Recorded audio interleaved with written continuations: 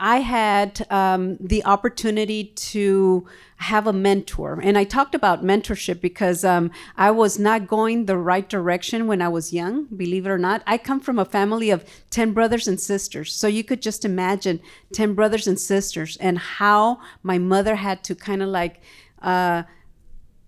educate us and train us and feed us and what have you. And if you understand the traditional Mexican man was quite what I never ever wanted to marry. So you could just understand that machismo was rampant. Dyslexia, it's a real thing. And as I was growing up, I remember, even the teachers pulling you off to another room. It's like, man, she's kind of slow. But at the same time, I realized that I had this incredible eye. So what was my disadvantage at the time became my advantage. And guess what? I made a career out of my disadvantage. I look through the lenses. I have a full studio. I work with corporations that bring in millions of dollars to my company because I did not become that victim. I created that to be my superpower. I heard my father tell that to my mother all the time too. Me hearing my mother whisper to all of us, like, no, you could do it. Like, you could escape, you could escape from this type of life or what have you. I remember saying, ay, mamá, ¿por qué no se divorcia? Mamá, ¿por qué no se divorcia? And they can't get out of the life. Where does a mother like that go, right? And I just felt like because of that, not that I didn't love her, I didn't want that life. I just didn't. Hola chicas, welcome to Rollos de Mujeres. My name is Ana Cruz, your host, and I am very happy that you are here with us today. Also, I'm very excited for today's guest because it's a woman I admire a lot and I've been trying to interview for a long time, but finally it's here today. But before jumping into the interview, I want to invite you to follow us in all the social media platforms, to subscribe to our YouTube channel, and also to follow us in all the podcast platforms, Spotify, Apple Podcasts, Amazon Music, because this is the only way we're gonna keep growing this beautiful community of women trying to become a better person and also better professionals together. So go and subscribe, leave your comment, and also share our platforms with all your friends. Today with us is Margie Aguilar. She's the company lead at ISP Creative, and she's making waves not only on the marketing industry here in the Dallas-Fort Worth area, but also she's impacting a lot of lives. Welcome to Rollos de Mujeres. Aquí escuchamos, aprendemos y crecemos juntas. Bienvenida a Rollos de Mujeres. So thank you so much for being here today, Margie. Welcome to Rollos de Mujeres. Gracias. Thank you for having me. This is really exciting for me to kind of share our story and my story. And I'm a big promoter of, sharing your story and being very authentic and being very real, so others could learn from our mistakes and our successes. Thank you. When I learned from you, your story, and when I was doing my research from a couple years ago when I saw your name for the first time on LinkedIn, I feel so related to you because I came from traditional media. We say traditional media when we talk about radio and television, and it is so hard to not just find spaces, but to create spaces for women where we can express ourselves. And you have been creating those spaces with your work and also with your service. But in order to know more about Margie Aguilar, because now we know you as a successful business owner, but there is a story behind. And I want to start from the start. I want to know about your childhood. I know you are from El Paso, Texas, but you have a very particular story. We have people from El Paso here. Oh, that's great. So, yes, well, let me tell you a little bit how I came to El Paso. So my family is from Ciudad Juárez, Chihuahua, and being in Ciudad Juárez, Chihuahua, we're just a different country. I don't know. It's like we're just a different, type of people. So Being from there, I had the opportunity to have a mentor. And I talked about mentorship because I was not going the right direction when I was young, believe it or not. I come from a family of 10 brothers and sisters. So you could just imagine 10 brothers and sisters and how my mother had to kind of like educate us and train us and feed us and what have you. And if you understand the traditional Mexican dad, man was quite what I never ever wanted to marry. So you could just understand that machismo was rampant. And it's still very rampant, and we don't talk about it as much. But in Ciudad Juarez, Chihuahua, one of my cousins worked at the TV station. So he was an anchor at the TV station, and I used to go there every single summer to be his gopher, to be his, I'm going to carry your camera, I'm going to carry this. Do you want me to drive? I'll drive you to all the places so you could do your reports and come back and do be an anchor. I could roll teleprompter. What do you want me to do? So that's what the direction that I took. So when I went to the United States, after I finished preparatoria in Ciudad Juarez, Chihuahua, I went to the United States. I started college. And when I started college, Univision picked me up like this. Why? Because I was already training in media. I knew how to edit. I knew how to shoot. I knew how to do still photography, video, programming, what have you. So I was already trained to do what I do in my career. And I sometimes say, it's like, man, I have a master's, a doctor degree on media because of my training so young. I never lost focus on my skill. I never went over and said, I'm going to try something else and I'm going to try something else. I never tried anything else. If you put me to do something different, I don't know how to do anything else, but I know how to tell a story, and I know media, and I know programming, and that's how I got to the United States. And so my mother was huge into giving you good advice, consejos, ¿verdad? Consejos. No, mija, no haga esto. Y no, mija, tiene que estudiar. Y mija, usted puede seguir adelante. We've all heard it. We all, right? From our parents, from our family. And the reason that she would whisper all of that, because my mother never had the opportunity to wear pants because of the machismo.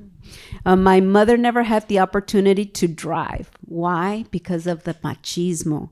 My mother never ever went by herself almost nowhere without having one of us because of that. So when she said, hey, mija, vaya a la escuela, edúquese, agarre su diploma.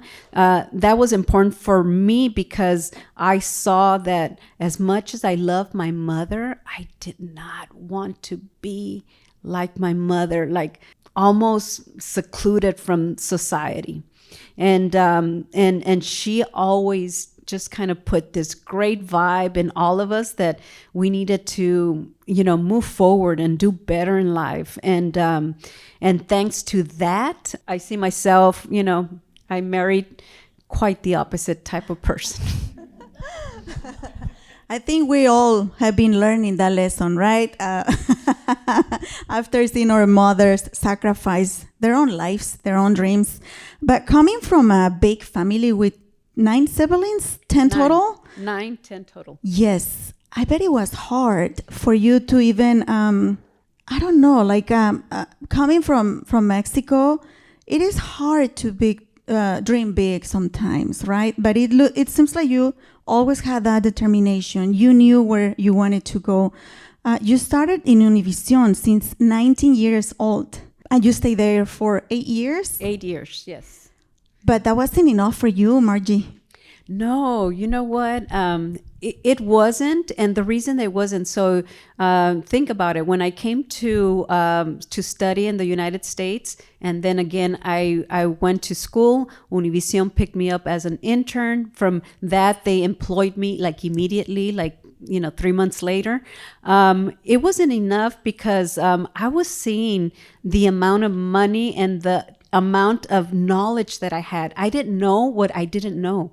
I didn't know I knew this much until I saw around me that I think I could do that, because it's my programming and it's my programs that are bringing television to life. So I stayed with Univision 8 years and very respectful. I love Univision. I feel sometimes they raised me because they gave me such a big opportunity. And no, it wasn't enough. So Univision had just bought Telefutura.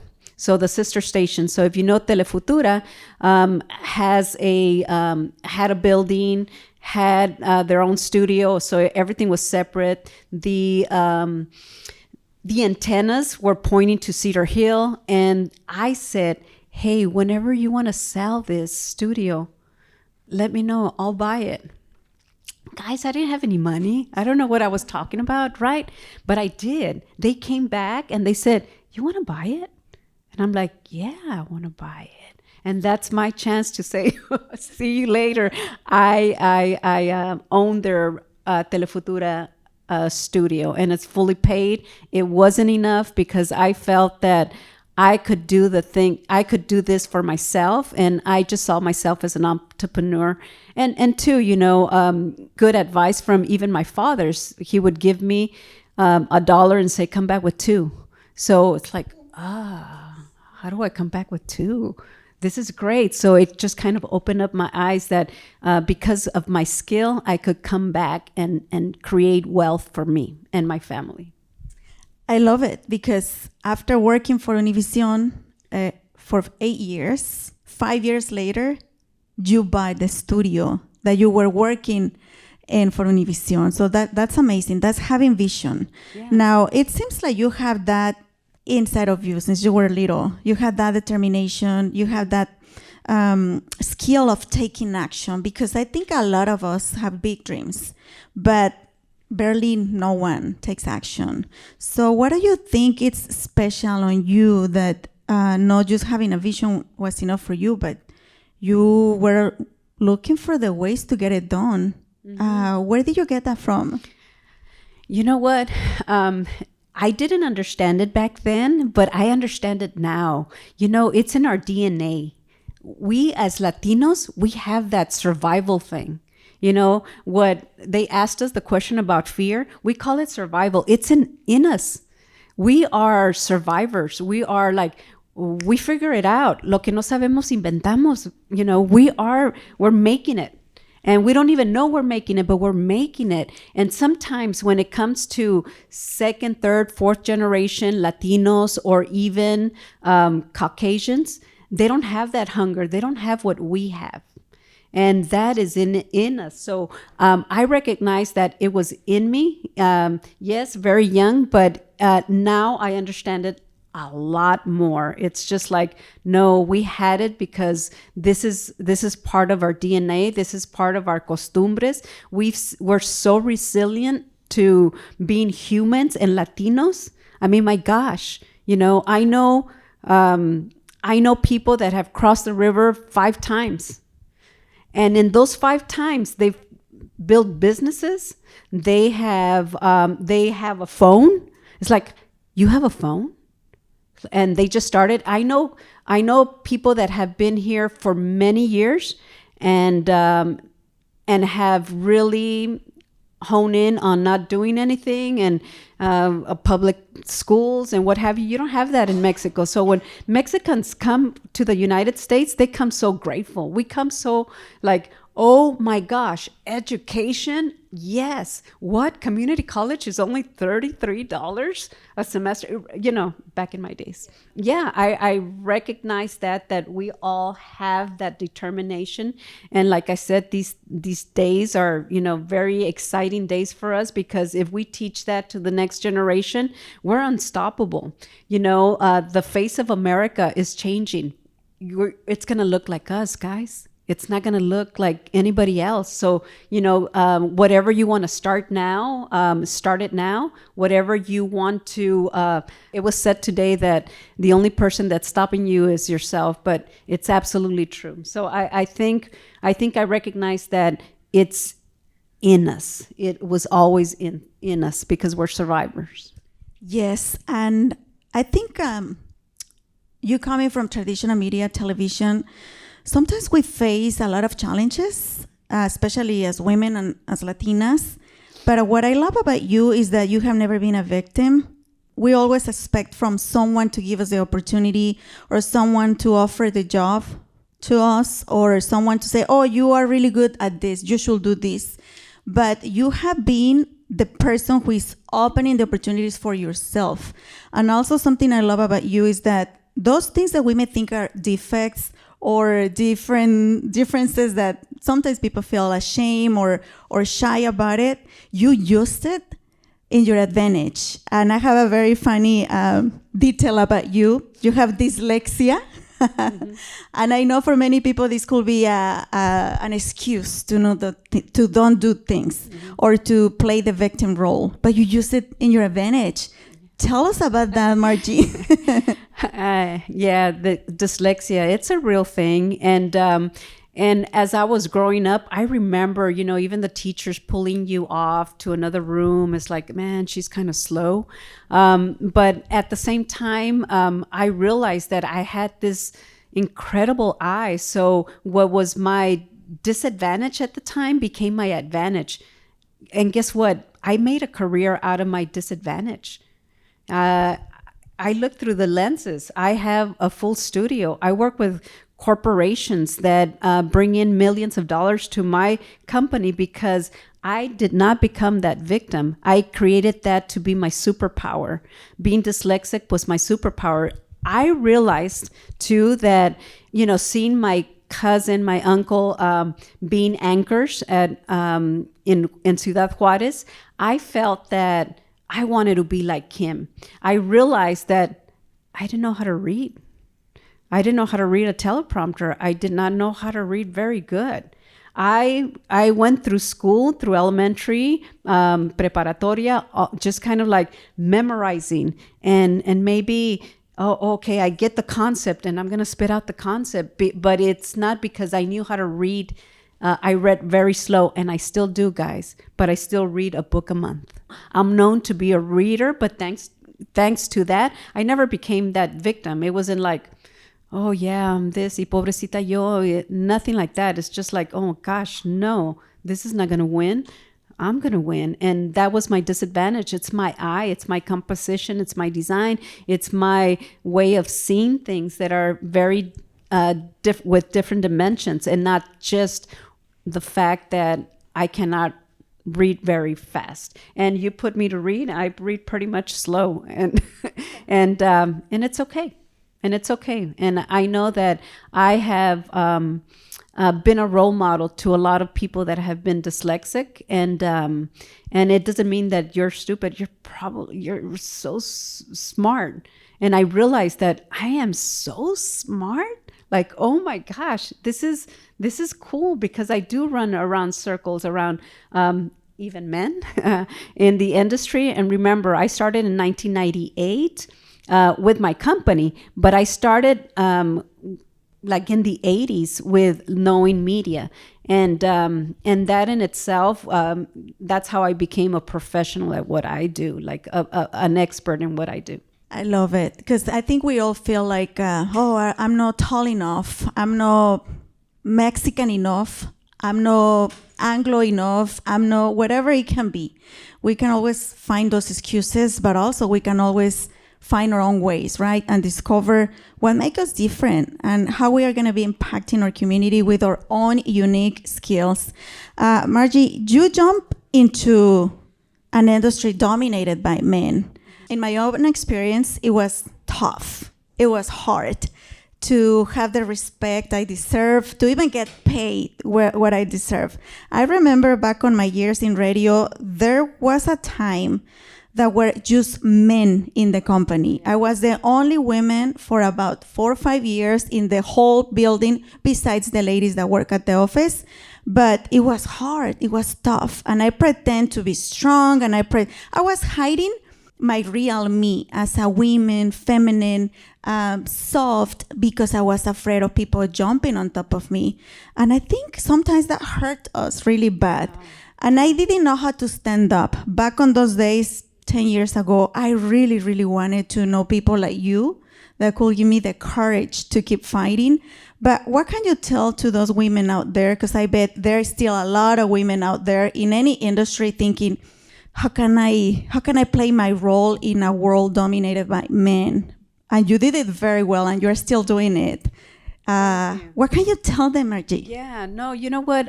That's such a good question. And I'll tell you why. Because when I came to the United States, you know how you fill out the box and you say, you're Hispanic?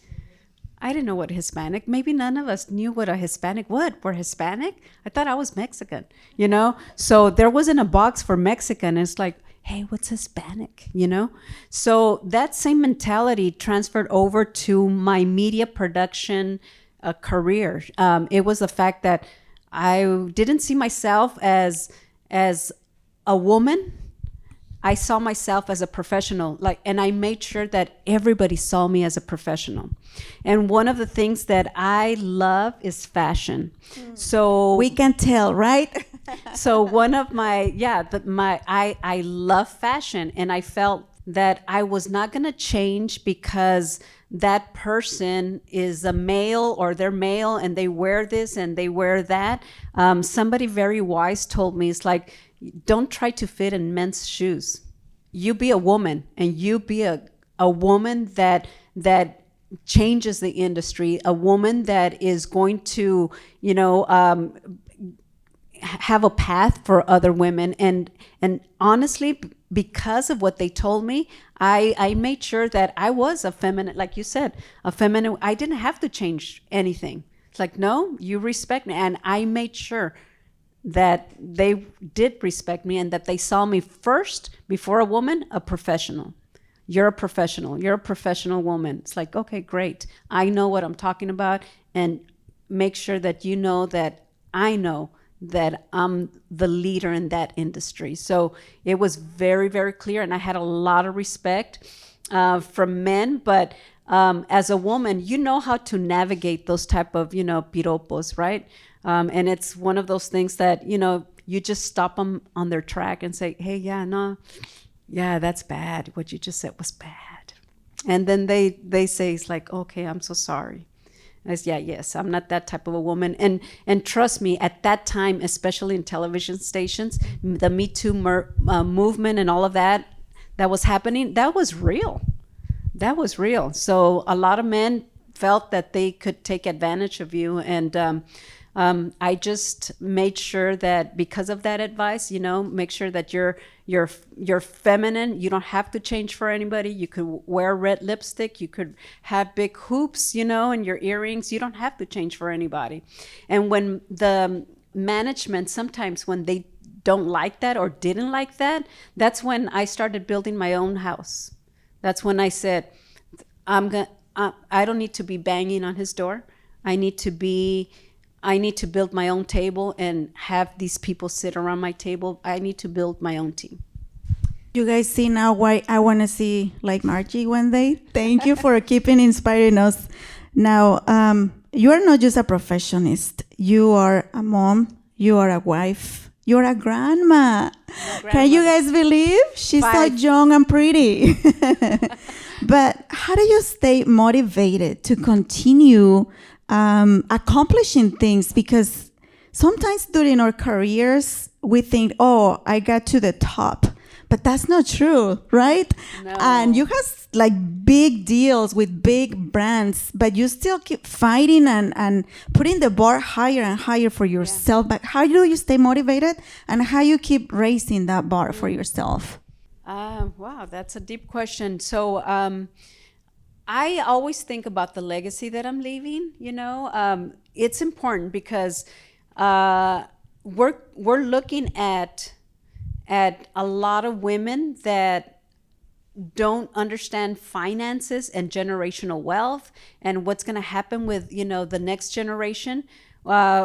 But, we're looking at that really closely. I look at that really closely, and I am accountable to that next generation and that next generation. Now that I have 5 grandkids, I want them to know, I want to be in the history books. It's just because I'm 59, it doesn't mean that my world is over. It doesn't mean I'm just getting started, guys. I'm just getting started. And it's so exciting because I live for the next generation and the next generation and the next generation. That's how I stay motivated, because every generation from us is going to say, I want to do better than my mom. And then that other generation is going to say, I want to be better than my mom and next generation. And it's a beautiful thing because we could do that. We could have that influence as a tia, niece, everything, daughter, wife, on the next generation. So I stay motivated by thinking of the next generation. Great. Margie, as women, we play so many roles in this life. Because we want to make everybody happy. We want to have a healthy and happy family. We want to be the best wife. We want to be the best mom, the best grandma, the best friend, the best business owner. But sometimes it's a lot for us. How do you balance your priorities? Wow. Life balance, or what do they call it? Work-life balance was not a thing back then. It was like build your career. That was imparted in me. Build your career, right? When I got married, guess what? I got pregnant right away. And it's just like, oh my gosh, I got pregnant.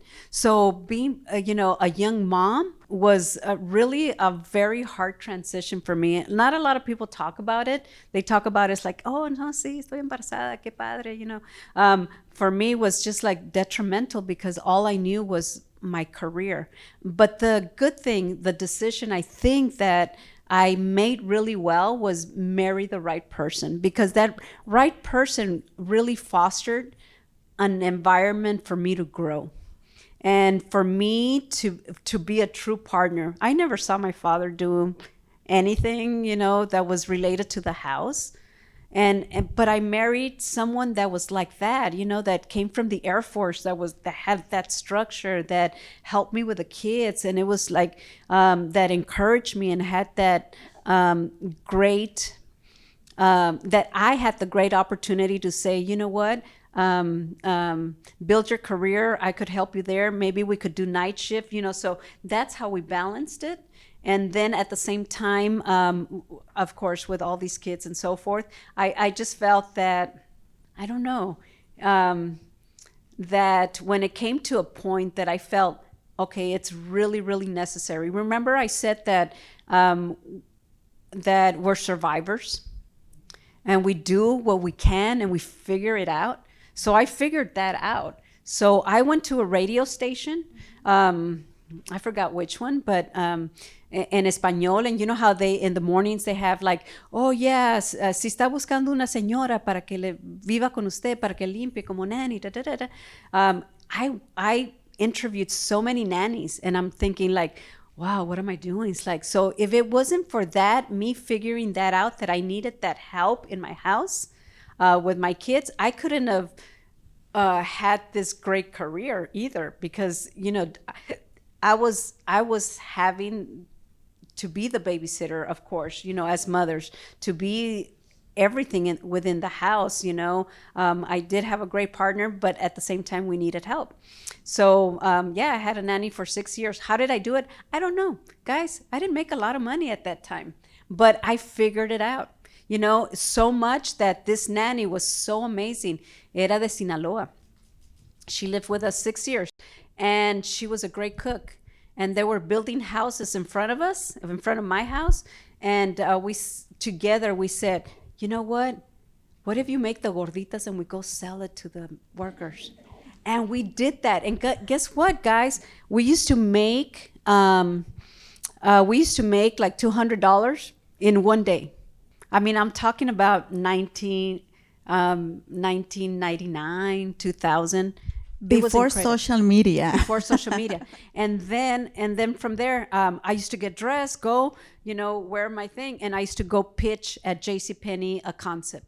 And I'm thinking to myself, oh my gosh, if they only knew we were selling gorditas, like, 2 hours ago, it's like, oh my gosh. But you know what? We figured things out. And work-life balance was more, now I have more balance in my life. Sometimes you just gear yourself to do a lot of things. And then after that, you just kind of relax a little bit. So right now I'm in the relaxing mode. I love it. And you say something very important. Sometimes we women think that we have to do it all. And no, we can't. They have impregnated those ideas on our heads that we have to be superwoman. But we don't have to. We need help. We need a support system. And yes, choosing the right person who you are going to share your life with, it's very, very important. And obviously that's not normal in the Latino community, right? Coming from a machista culture. But we can start training them. Those who are moms, start training your boys. They need to learn how to wash dishes, how to cook, how to help, how to have responsibilities in the house. But also, as an individuals, it's very easy for us as women to forget about ourselves. And every time I see you or when I see your photos on LinkedIn, you always look amazing, very fashionable.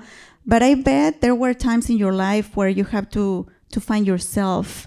How do you do it? How do you do to stay positive, to take care of yourself? And I bet when you put makeup and hair, your amazing outfits, you feel a lot more powerful, right? But how do we do it? Because sometimes I get up in the morning and I'm like, oh man, I don't feel like putting makeup on. I have a toddler running around the house. I have a business to run.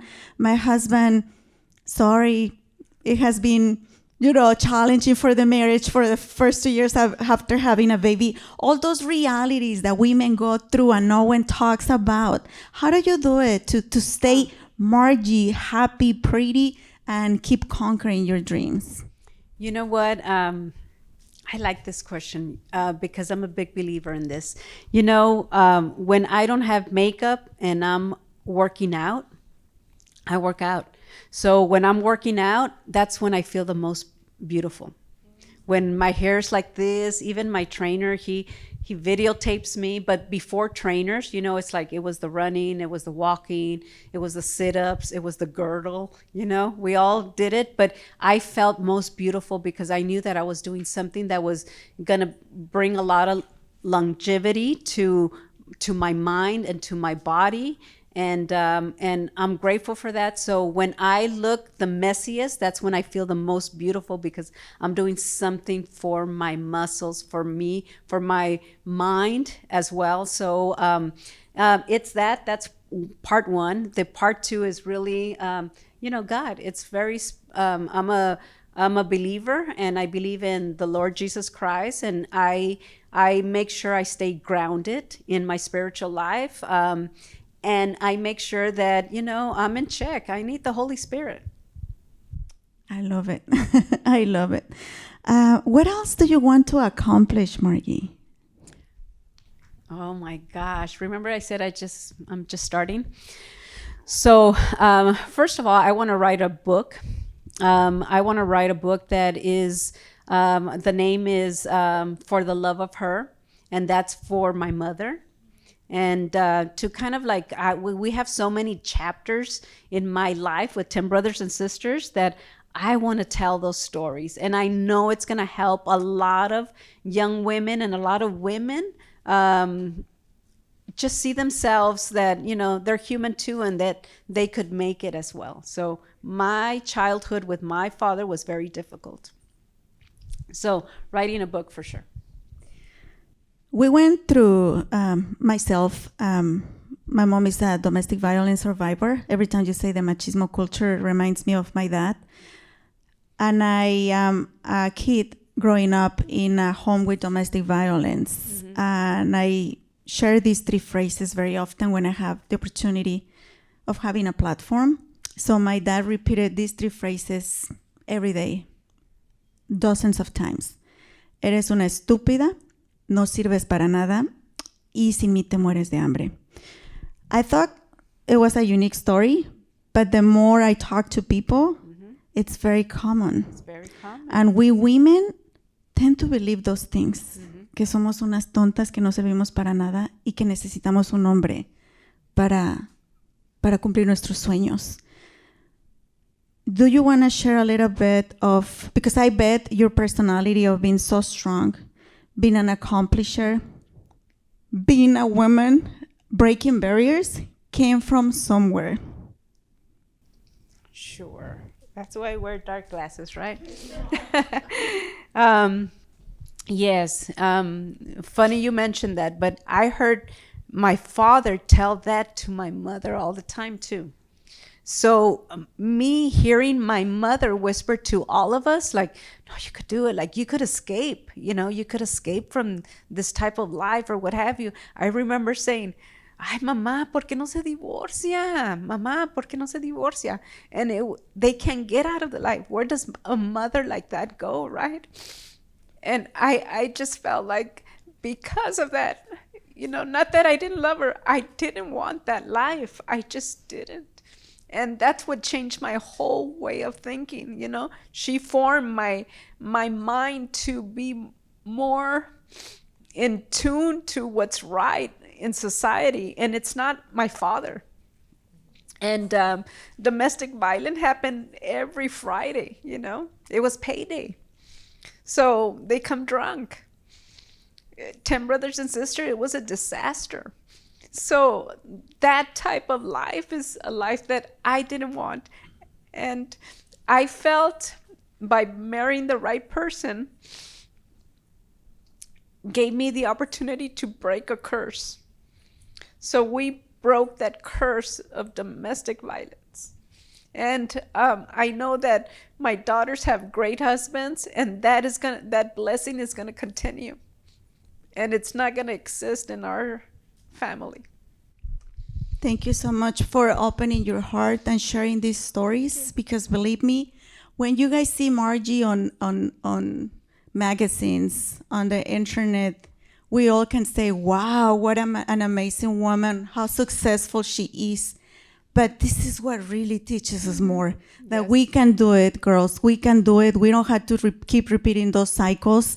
You guys are amazing, and you are capable of whatever you have in your mind. Yeah, absolutely. Margie, thank you so much for sharing your time with us today. I hope this is not the first time. We were making a deal under the table before we started recording, so we're gonna keep working on this cause that we have, which is supporting women, telling their stories, and empowering others. Thank you so much for being today at Rollos de Mujeres podcast. If you guys are watching on YouTube, remember to subscribe, share the episode. I'm pretty sure another woman is gonna get inspired by this interview. And if you are listening to this episode on Apple Podcasts, Spotify, Amazon Music, make sure that you subscribe and also share the episode. We need your support. That's the only way we're gonna keep spreading the word. Before we leave, I know this is very cheesy, but I think we as women always worry about what other people think about us. We are like in a mission in this world of making everybody happy. But not very often we look at ourselves on the mirror and analyze the concept that we have of ourselves. What do you think about yourself? How do you feel today? You think you are going to conquer this day, or you are sad? Be honest with yourself. So I have this shirt here with me that has a line that I think describes you very, very well. So hopefully when you go to work out, you put it on, you see it in the mirror, and you remind to yourself that you are writing your own story. Not your mom's story, not your dad's story, not your friend's story, not anyone else's story, but your story, Margie. And thank you so much for being in Rollos de Mujeres podcast. Thank you, chicas. See you next time. We have a We have another episode next Tuesday. Remember to share, subscribe, and anything else that everybody says about social media. Follow us on social media at Rollos de Mujeres Podcast. My name is Ana Cruz. I love you guys.